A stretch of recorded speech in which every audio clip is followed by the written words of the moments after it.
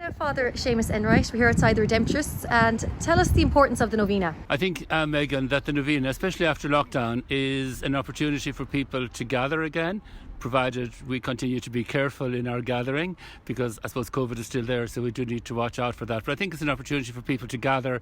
I think it's an opportunity for people to support each other.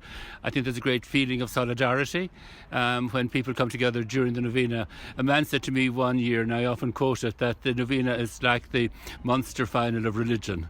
So there's that sort of gathering, celebration, festive atmosphere, and lots of praying.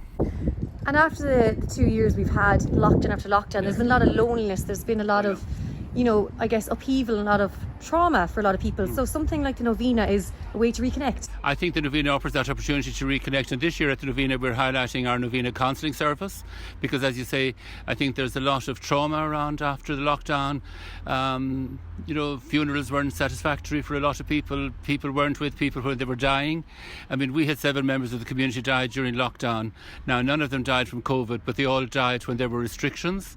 So we weren't with them the way we'd like to be with them when they were dying, and the funerals weren't the way we would normally celebrate funerals, and the social side of the funeral was missing. So I think there's a lot of unaddressed grief, a lot of trauma, and then of course there was a big increase in addiction when people were locked down, and unfortunately a big increase, an alarming increase really, in domestic violence. So we always have this counselling service at the Novena, and we're highlighting it this year because we think people need maybe just somebody they can talk to. They can talk to one of the priests obviously during the Novena, but they'll be able to talk to one of our counsellors as well. And to speak to a counsellor, will that be after Mass? Yeah, the counsellors won't be available for the first few days of the Novena, but the counsellors will be available in the monastery from Monday the 20th until Friday. Those days of the Novena, in the mornings and in the evenings, so people can just pop in. There's no need to make an appointment, and we have a counselling service here all through the year, of course, and sometimes what happens is people make their first contact with the counsellors during the Novena. Some people might only need 1 or 2 chats. Other people might need something more intensive, so people can engage with our counsellors and continue during the year if they need to. What's the main message you'd like the people of Limerick to gain from attending the Novena? I'd like people to think from the Novena that we're a community, that we have supported each other, I think, wonderfully during the lockdown. So I think we need to celebrate the fact that we have done that. We need to see what are the lessons.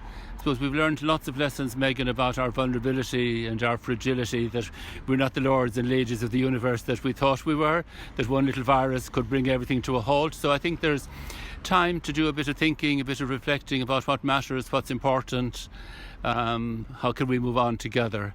And of course, not only the virus now, but there's the war in Ukraine.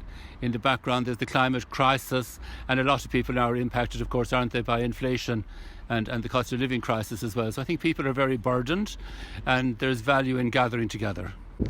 And remind us of the dates that it's finishing up at. We start on Friday, which is the 17th, and we continue for 9 days until the 25th. And every day at 7:30, 10, 11:30, 6, 7:30 and 9 in the evening. And Sunday will be Father's Day. So we're going to have a special blessing for fathers and families and children at all the Novena celebrations on Sunday.